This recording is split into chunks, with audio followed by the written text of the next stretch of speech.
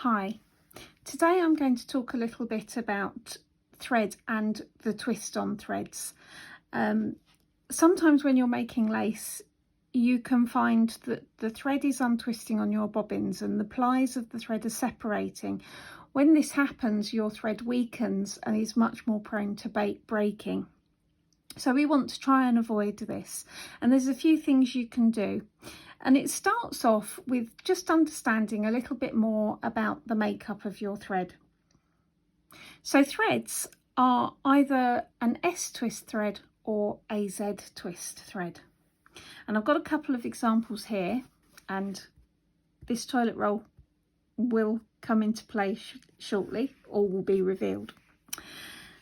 So I've got a couple of different cotton twines here, just because they're bulkier, so that it's more obvious to show you what I'm talking about. So this red and white one is an example of an S twist thread. So if I zoom in, you'll be able to hopefully see that. So an S twist thread is the diagonal line of the twist of the thread goes from top left to bottom right. So if you were drawing the letter S, it's the stroke in the middle of the letter goes in that direction.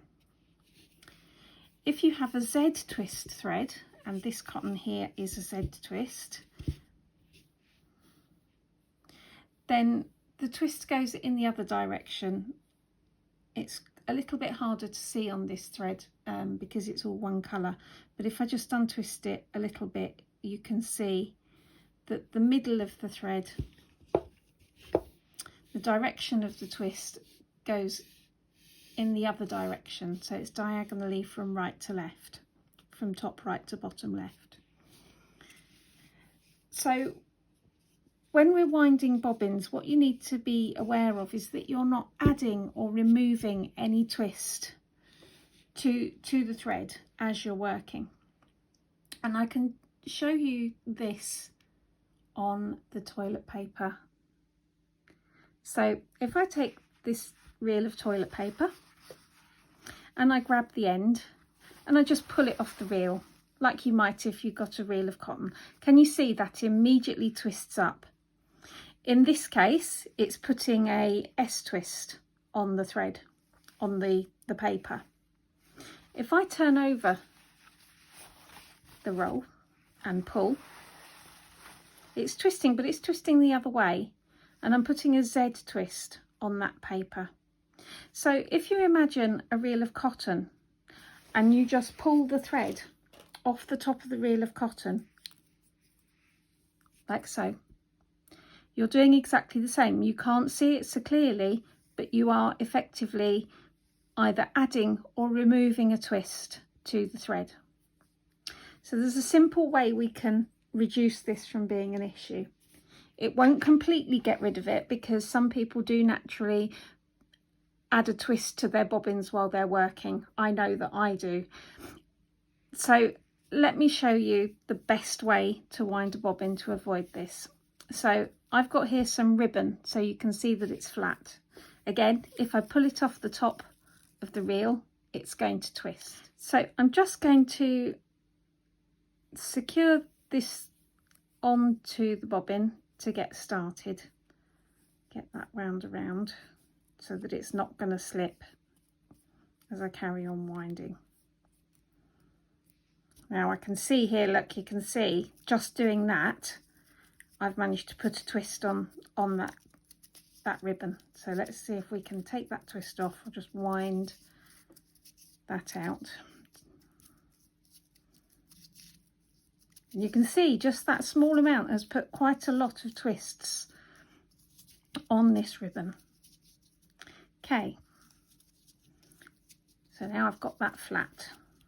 So you started off winding your bobbin, and then I'm just going to roll the bobbin in my hand so that the thread coming off the cotton reel and onto the bobbin is staying flat.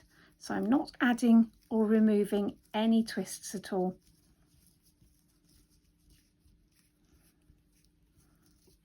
Okay, So that is the best way to wind your bobbins without adding or removing twists to your thread.